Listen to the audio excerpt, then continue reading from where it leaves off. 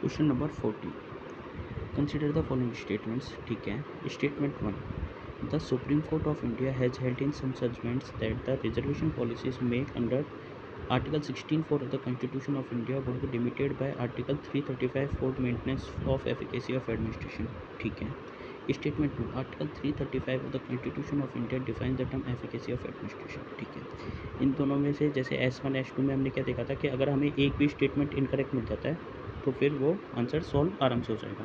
तो इसके अंदर देखो क्या लिख रखा है कि आर्टिकल 335 जो है ना of the constitution of India, ये डिफाइन करता है टर्म को। भाई कॉन्स्टिट्यूशन ऑफ इंडिया कितना सा डॉक्यूमेंट है, छोटा सा है।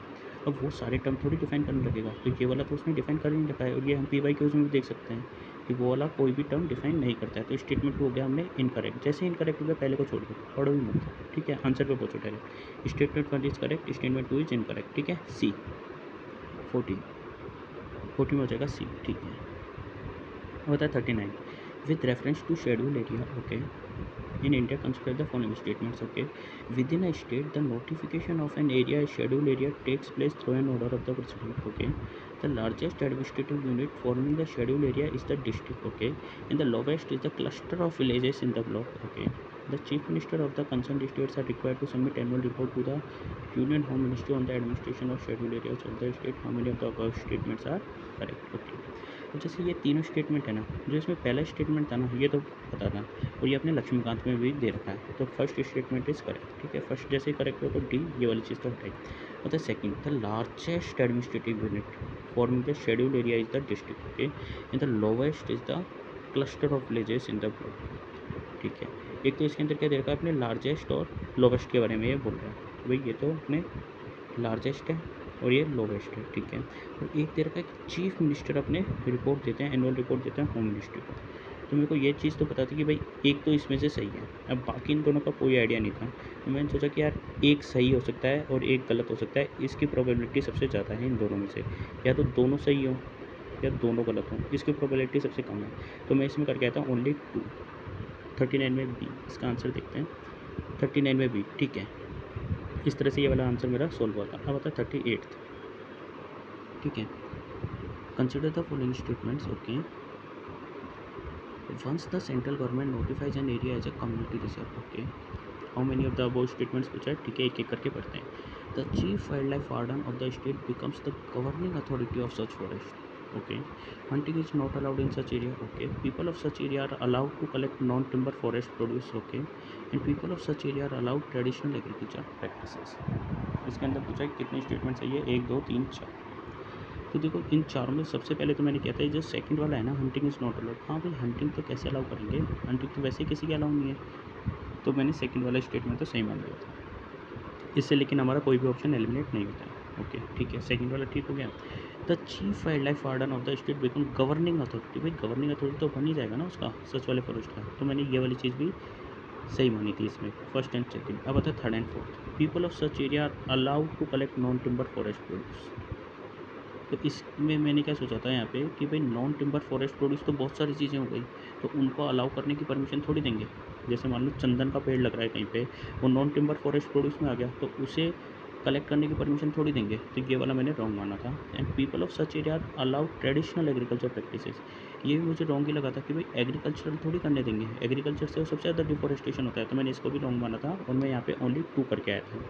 इसका आंसर देखते हैं क्या है, 38 का है C। देखते हैं UPSC इसका आंसर क्या देता है, लेकिन मेरा ये इस आंसर की के हिसाब से तो रॉन्ग है। अब बता 37। हाँ, इसमें क्या है, with reference to finance bill and money bill in Indian parliament consider the following statements. ठीक है, करते हैं। When the Lok Sabha transmits finance bill to the Rajya Sabha it can amend or reject the bill. ठीक है, कर सकते हैं आराम से। जैसे हम क्या पढ़ते हैं कि एक तो मनी बिल होता है, एक होता है finance bill. Finance bill type 1 type 2।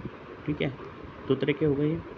अब इसके अंदर है तो पहली वाली चीज़ तो ठीक है। अब बताए when the Lok Sabha transmits money bill, money bill जब राज्यसभा को पास करेगा Lok Sabha, it can not amend or reject the bill. ठीक है, and it can only make recommendation, ये वाली चीज़ भी ठीक है। तो ये दोनों तो ठीक है।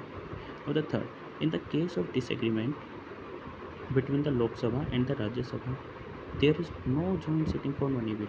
Okay, but a joint sitting become necessary for finance bill.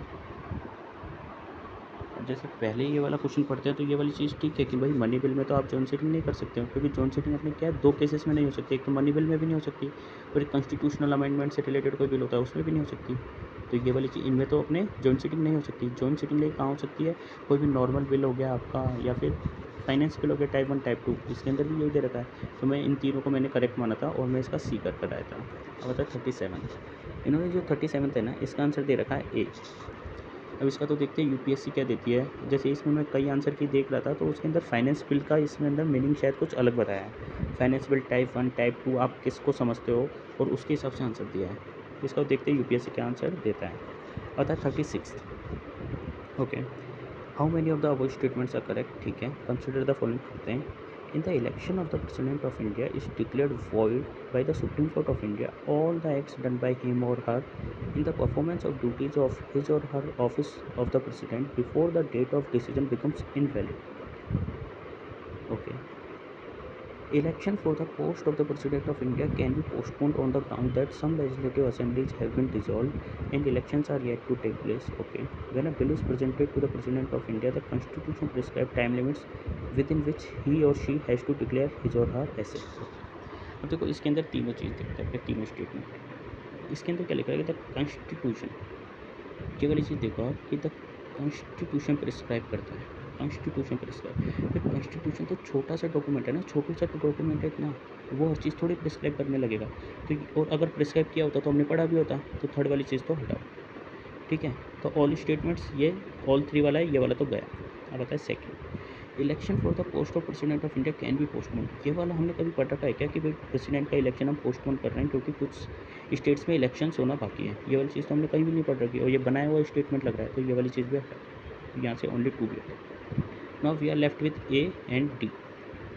If the election of the President of India is declared void by the Supreme Court of India, all acts done by him or her in the performance of duties become invalid. भाई ये तो constitution साफ साफ दे रखा है कि भाई वो वैलिड रहेंगे।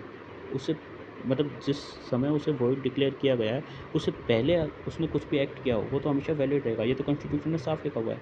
तो ये वाला स्टेटमेंट भी हो गया आपका रॉन्ग। तो 36 में आंसर आना चाहिए डी। इसका चेक करते हैं क्या है। 36 का आंसर है डी।